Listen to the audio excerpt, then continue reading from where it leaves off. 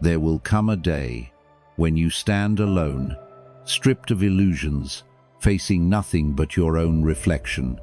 No validation, no applause, no comforting distractions, just silence. In that moment, Wisconsin, LL, be enough. We spend our lives entangled in the noise of expectations, seeking approval, yearning for significance in the eyes of others. But the more we chase, the more we lose. The world does not owe you understanding. People come and go, admiration fades, and the safety nets you rely on will eventually vanish. Then what? True strength is built in solitude. Independence is not a rebellion against the world, but a quiet mastery of the self. The ancients understood this well. Marcus Aurelius ruled an empire yet found his power in restraint. Epictetus was born a slave but became a philosopher who needed nothing but his mind. They knew what most people spend a lifetime avoiding. Everything you seek, peace, power, resilience, begins and ends with you. This is not a lesson for the faint-hearted. It is for those ready to reclaim their time, protect their energy, and walk the path few dare to take. If you are tired of being controlled by circumstances, if you are done waiting for someone to save you, this is your wake-up call. Comment below, I choose to skip line, to commit to watching this video until the end and taking the first step toward mastering your mind. Are you willing to step into your own power, or will you keep running? 1. Becoming your own best friend. There is a strange paradox in life. The more you seek validation from others, the more empty you feel. You bend, you adjust. You mold yourself to fit expectations, yet, in the quiet moments, when the noise fades, you realize something unsettling. You don't even know who you are anymore. We live in a world that glorifies social connections, yet rarely teaches us the art of solitude. We are conditioned to believe that happiness is found in relationships, in recognition, in being surrounded by people who understand us. But what happens when the crowd disperses? When the messages stop, when the phone goes silent, does your worth vanish with them? The Stoics knew better. Marcus Aurelius, an emperor burdened with the weight of the world, found his greatest strength in self-reflection. Epictetus, who was once a slave, understood that true freedom does not come from others, it comes from within. They did not rely on external approval to define their existence. They mastered the ability to stand alone. And that is what you must learn too. Being your own best friend is not about isolation. It is about self-sufficiency. It is about reaching a place where you no longer fear being alone, because you have cultivated a mind that is rich, resilient, and self-sustaining.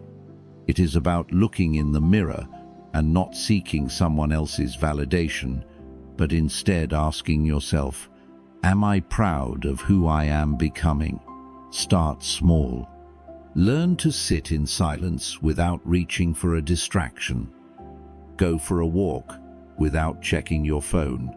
Have a meal by yourself and savor the experience. These moments may seem insignificant, but they are the foundation of something greater. The ability to enjoy your own company, to be at peace within your own mind. Most people will never experience true solitude because they are terrified of what they might find. They drown themselves in constant noise, in shallow interactions, in endless scrolling because facing themselves feels unbearable. But the strongest minds, the most unshackable individuals, are those who have embraced the stillness, who have built a fortress within their own thoughts. So, ask yourself, do I need others to feel whole? Or can I stand in my own presence and feel complete? You do not need a crowd to confirm your worth. You do not need endless conversations to fill the silence. When you master the ability to be your own greatest ally, you become untouchable. Because no matter who stays or who leaves, no matter how the world shifts around you, you will always have yourself. 2. The art of saying no. Most people are afraid of a single word. Number, they fear rejection, conflict, or disappointing others. So they nod, they agree, they overextend themselves, carrying burdens that were never theirs to bear. But in doing so, they trade their peace for obligation, their energy for approval, their time for someone else's priorities. The ability to say no is not an act of selfishness. It is an act of self-respect. Seneca once wrote, "Life is not short, we just waste much of it. And what is a greater waste than spending your days fulfilling obligations that drain you?" Every unnecessary yes steals from the things that truly matter: your goals, your growth, your well-being. Yet, why is it so difficult to refuse? Because we are conditioned to believe that saying yes makes us kind, agreeable, likable. But what use is kindness if it leaves you exhausted? What value is likability if it costs you your own needs? A Stoic understands that their time and energy are finite. They do not give these away carelessly. Marcus Aurelius ruled an empire, yet still found time to reflect, write, and cultivate his mind. How? By mastering the discipline of no, focusing only on what truly aligned with his purpose. Saying no is not about closing yourself off from the world. It is about choosing where your energy flows. It is about setting boundaries that protect your focus, your peace, your life. Start small. When someone asks for a favor that you do not have the time or energy for, Pennsylvania use, instead of the automatic yes, ask yourself, is this necessary? Is this aligned with my values? Will this cost me more than I am willing to give? If the answer is no, then your response should be to. At first, you will feel guilt. That is normal. But over time, you will realize that saying no to others often means saying yes to yourself, and that is a choice worth making. 3. Building unshakable confidence. Confidence is not given. It is not found in the approval of others, nor is it something you simply wake up with one day. Confidence is built brick by brick, choice by choice, moment by moment, until it becomes an unshakable foundation beneath your feet. Yet most people seek it in the wrong places. They think confidence comes from praise, success, or validation. But what happens when the applause fades? When the world stops watching? If your confidence is built on external approval, it will crumble the moment it is taken away. The Stoics understood this well. Epictetus, born into slavery, did not wait for permission to believe in himself. He did not seek validation from the powerful men who once owned him. Instead, he built his strength from within, mastering his mind, emotions, and reactions. His confidence was not fragile because it did not depend on anything outside his control, and that is where true confidence comes from. Self-trust. If you want to be unshakable, stop looking outward. Stop waiting for someone to tell you that you are good enough. Instead, start proving it to yourself. Take action, make decisions, speak with conviction. Even if you are unsure, even if fear whispers in your ear, move forward anyway. Because confidence is not the absence of doubt. It is the refusal to let doubt control you. A Stoic does not need constant reassurance.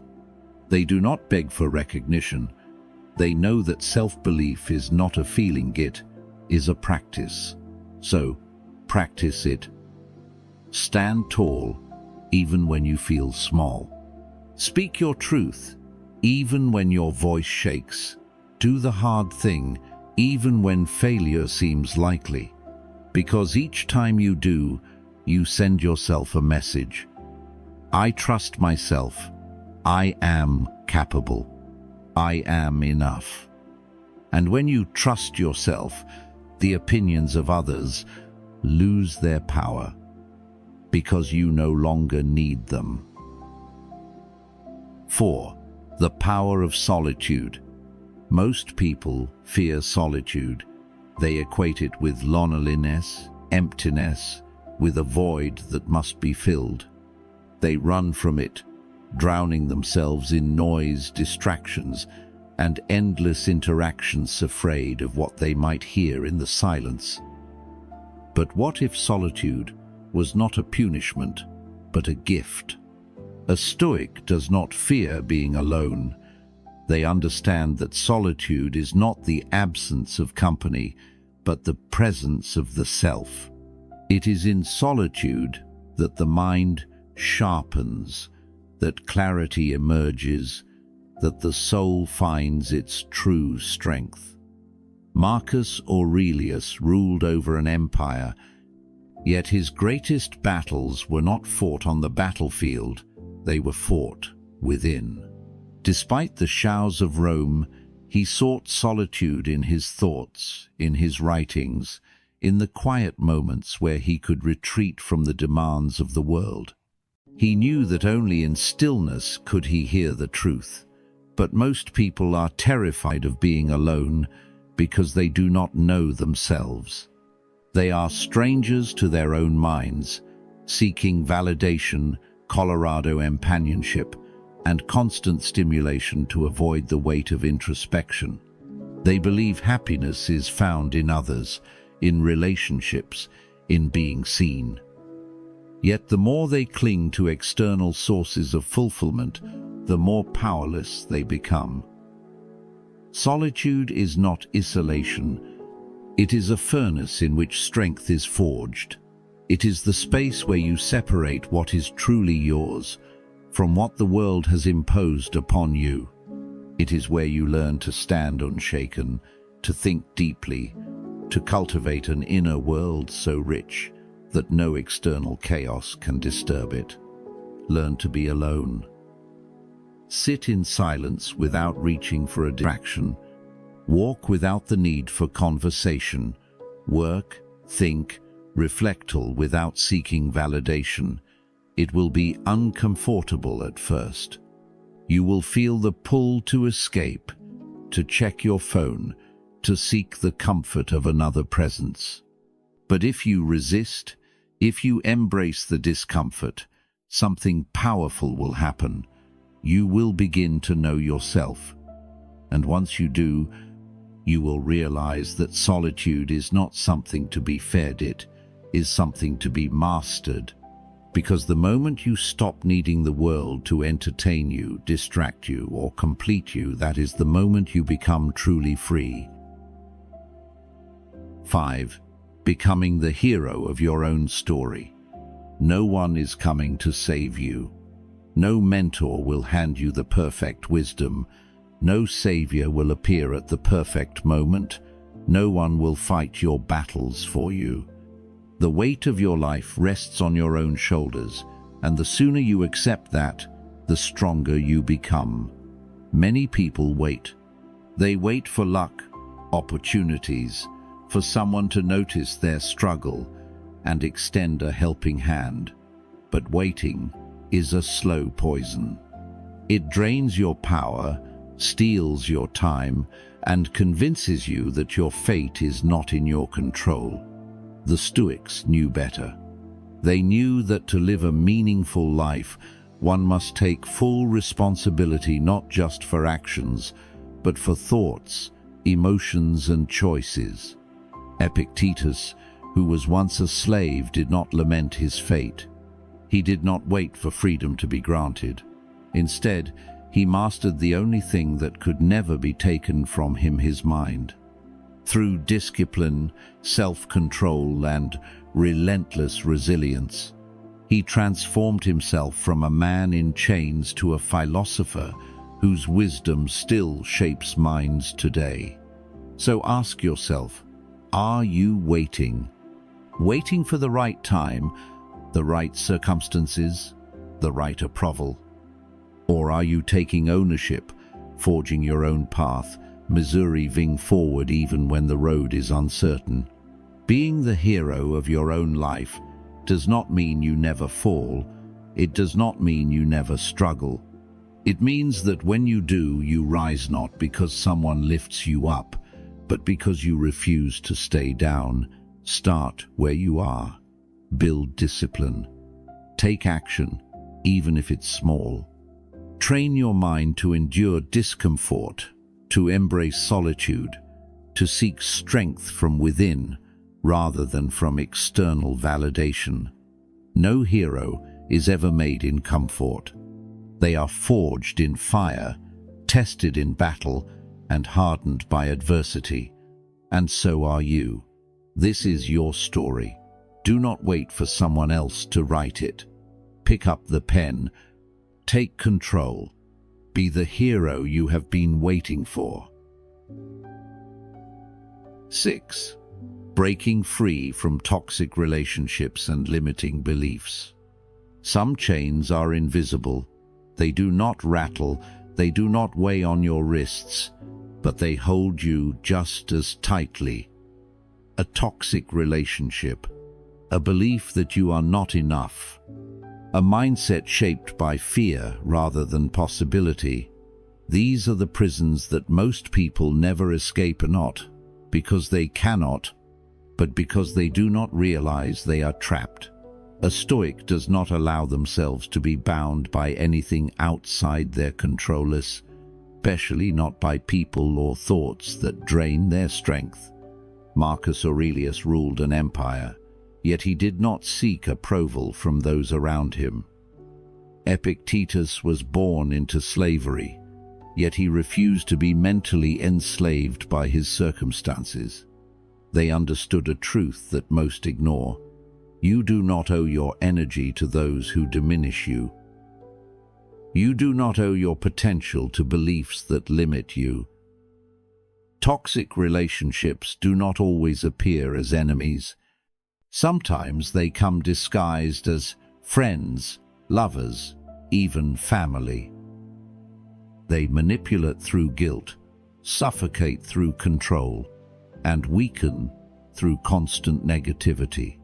The Stoics remind us that we cannot control how others behave, but we can control what we tolerate. And the most powerful act of self-respect is to walk away from anything that poisons our growth.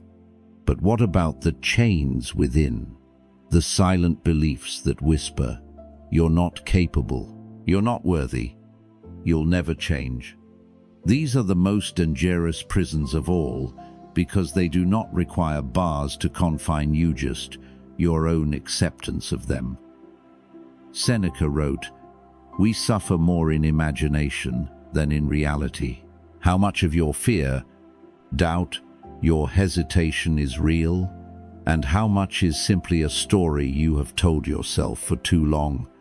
To free yourself, you must first recognize what holds you back: the people, the thoughts, the patterns. Then you must decide, not wait, not hope, but decide that you are done being held captive. Let go. Step forward. Refuse to carry what no longer serves you. because true freedom is not just the absence of chains, it is the refusal to let anything, anyone hold you down. 7. The price of independence. Independence is a fortress strong, unshaken, impenetrable, but no one tells you about the cost of building it. The loneliness, the discipline, the sacrifices made in silence.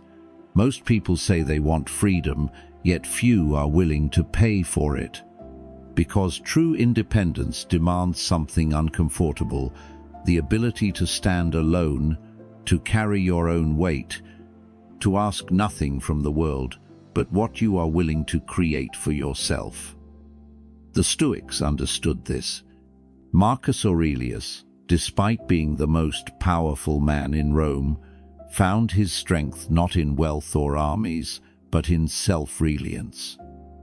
He did not seek validation from the Senate or the people. He trained himself to be enough, regardless of who supported him or who turned away. But the path of independence is not an easy one. It means choosing discipline over comfort, responsibility over excuses, and self-respect over fleeting approval. It means understanding that no one owes you anything, not security, not recognition, not even fairness. Seneca once said, "No man is more unhappy than he who never faces adversity, for he is not permitted to prove himself." And that is the truth about independence. It will test you. You will have moments of doubt, exhaustion, of questioning whether the struggle is worth it. It is, because the alternative is dependency on people, on circumstances, on forces beyond your control. And dependence is a slow erosion of power, a quiet surrender of freedom. So yes, dependence has a price. You will lose some comforts. You will walk alone at times. You will bear responsibilities that others fear. But in return, you will gain something greater than ease. You will gain yourself. And that is worth everything. 8. Happiness belongs to you. Happiness is not a destination. It is not found in wealth, status, or the approval of others. It is not something you earn when life finally goes your way. Happiness is a choice, a discipline, a perspective, a state of mind that no one can give you and no one can take away. Yet most people spend their lives searching for it outside themselves. They attach it to fleeting things, relationships, achievements, possessions, only to find that the more they chase, the more it slips through their fingers. They say, "I'll be happy when they have more money, when they are loved, when everything is perfect." But life does not work that way, and neither does happiness. The Stoics understood this well. Epictetus, who was born into slavery, did not wait for freedom to find peace. Marcus Aurelius, despite ruling an empire, did not expect power to bring him joy. Instead, they mastered the art of inner contentment, an unwavering state of being that did not depend on fortune, people, or circumstances. Seneca wrote, "A man is as unhappy as he has convinced himself he is." What does that mean? It means happiness is not in what happens to you, but in how you choose to see it. Two people can live the same life, one in misery, the other in gratitude. The difference is in the mind. So stop looking outward. Stop waiting for life to give you a reason to be happy. Instead, cultivate it from within. Find joy in small things. Practice gratitude. Learn to be content with what you have, while still striving for what you want. Because happiness is not given. It is claimed, and it belongs to you. 9. Standing strong when everything falls apart. There will come a time when life will break you, when plans collapse, when people leave, when everything you thought was certain turns to dust. In those moments, most people panic. They resist. They ask, "Why me?" But a Stoic asks something else. What can I control? The world does not promise fairness. It does not guarantee stability. It shifts, crumbles, and rebuilds indifferent to our desires. To expect life to be easy is to invite suffering. But to accept its unpredictability is to become unshackable. Marcus Aurelius ruled an empire in chaos. He faced wars, betrayals, plagues, yet his strength was not found in controlling events, but in controlling himself. He wrote, "You have power over your mind, not outside events. Realize this, and you will find strength." And that is the essence of resilience, not denying pain but enduring it, not expecting certainty but adapting to change. So when your world begins to fall apart, do not resist, do not cling to what was. Instead, focus on what remains in your hands, your choices, your mindset, your response, breath. Accept, adapt, because strength is not about avoiding the storm. It is about learning to stand in the middle of it, unshaken. 10. Becoming everything you need. No one completes you. No amount of love, approval, or recognition will ever fill the void that only you can fill. The strongest person is not the one who has the most support, but the one who has learned to stand alone, to be their own source of strength, to rely on no one but themselves. Most people spend their lives searching for someone to understand them, searching for external validation to confirm their worth, searching for a savior to pull them out of their struggles. But what if the one you've been waiting for is you? The Stoics understood this well. Epictetus did not wait for freedom to build his mind. Marcus Aurelius did not wait for loyalty to lead with wisdom. They knew that everything they needed, discipline, resilience, clarity, was already within them. And it is within you too, but you must claim it.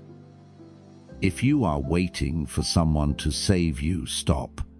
No one is coming. If you are waiting for the perfect conditions, stop. They do not exist. If you are waiting to feel ready, stop. Readiness is a myth. You must build yourself. Cultivate knowledge so you never have to depend on others for direction. Train your mind so no opinion can shake you. Strengthen your body so you are not weak in the face of hardship. Become financially independent so no one can control you through scarcity. A Stoic does not beg for security, they create it. So take ownership of your life. Develop the skills, the mindset, the discipline to become everything you need. Because the moment you stop searching outside yourself for fulfillment, you will realize something powerful. You were never lacking. You were always enough. Everything you seek, strength, peace, independencies, always been within you. The world will try to distract you, to convince you that you need more, that you are incomplete. But the truth is simple. You are already enough. The only thing left is for you to realize it, to embrace it, and to live by it. The path of self-mastery is not easy. It demands discipline, resilience, and the courage to walk alone. But it is the only path that leads to true freedom. No more waiting, no more seeking approval, no more excuses. This is your life. Own it. Now, I have a challenge for you. If you are ready to take full responsibility for your mind, your actions, and your future, comment below. I am all I need. Let this be your first step toward the life you were meant to live. If you found value in this, make sure to like, subscribe, and share this message with those who need it. And remember, true strength is silent, true power is private, and true freedom begins the moment you stop depending on anything but yourself.